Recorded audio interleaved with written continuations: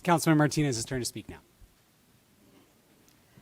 All right, thank you. Thank you to all who've submitted public comments, who've made phone calls, who have talked to me on the community, who've spoken here tonight, and for the, it's been almost 5 hours since we've been in these council chambers.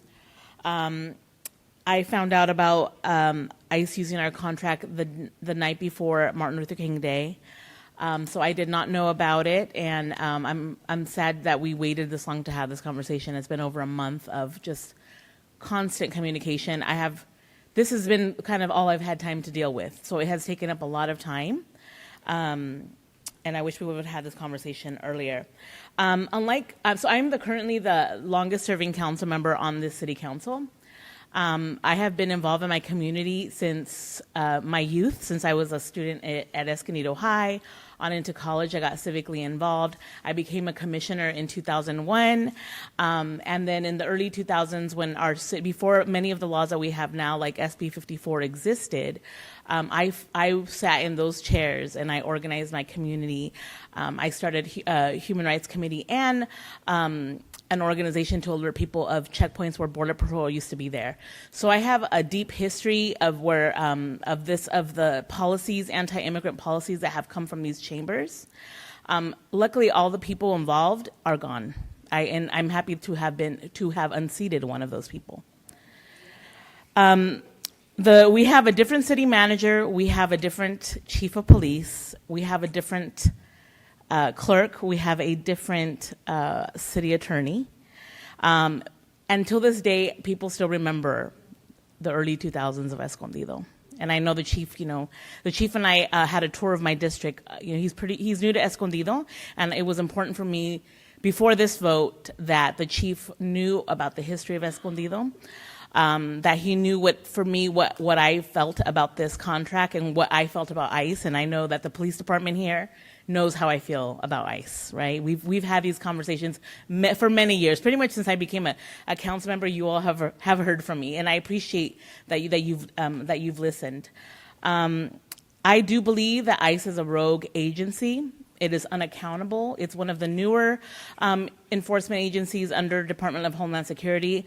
I remember before Department of Homeland Security existed, okay? I remember the laws changing, having been in a border region here. I've seen it since I was a kid in the 80s. I've seen how our border has changed. I've seen how police departments have changed. I've seen how immigration enforcement has changed, okay? So I have deep history and knowledge in this subject.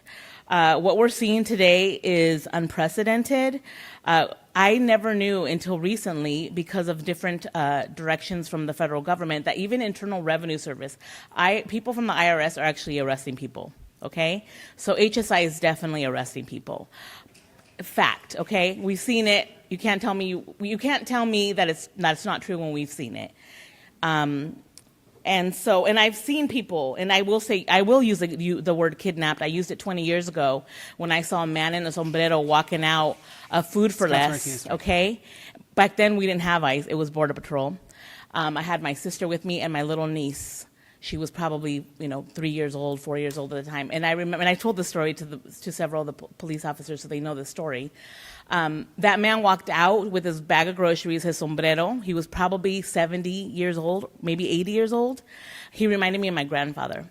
And 2 Border Patrol vehicles came and snatched him away. They kidnapped him. You know why? Because they didn't even ask him any questions. Don't tell me about probable cause. They kidnapped that man, okay? I know what I saw, and I'll never forget it. So yes, they kidnap people too. Without having questions asked, they will just take them, and then later on, who knows, if they even ask them questions. I know the stories. I hear the stories every single day in my community.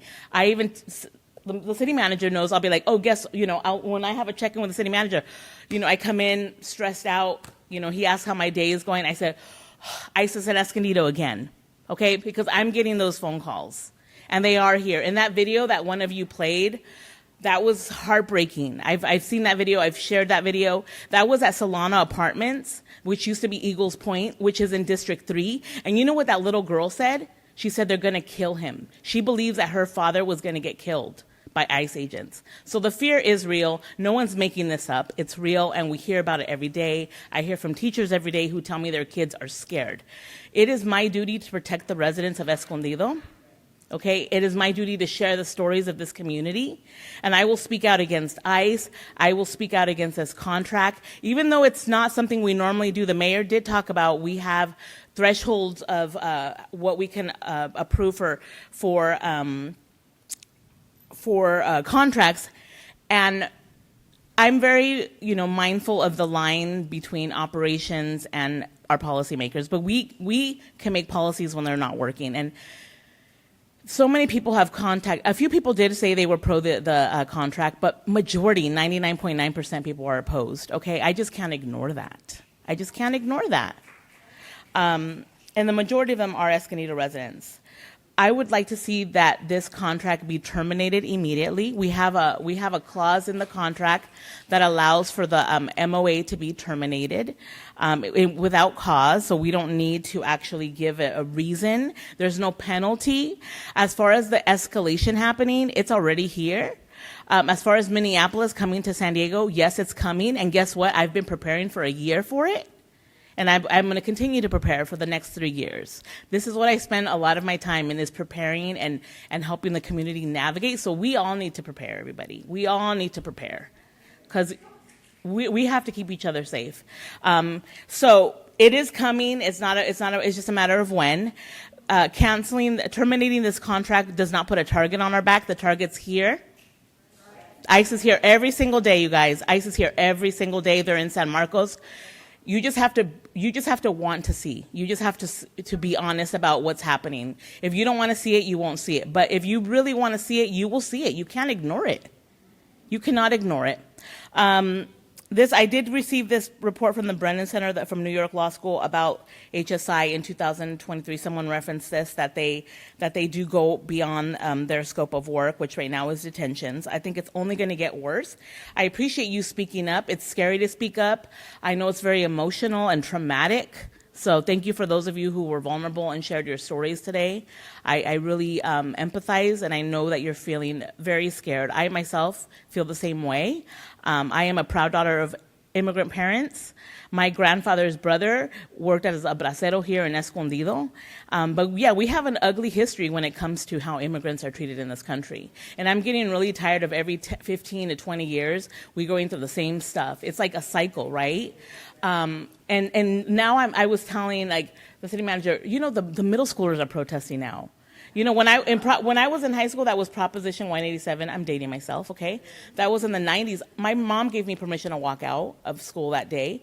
I asked permission because I'm a rule follower. But you know what? Now the middle schoolers are walking out because they're so scared and they can't stand it. They can't stay silent with the injustice. Little kids, middle school. What's next? Elementary school?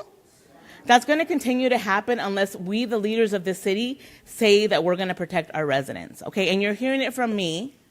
I want to protect you. I hear you. I see you. And I would like to motion, and I hope to get a second. I would like to motion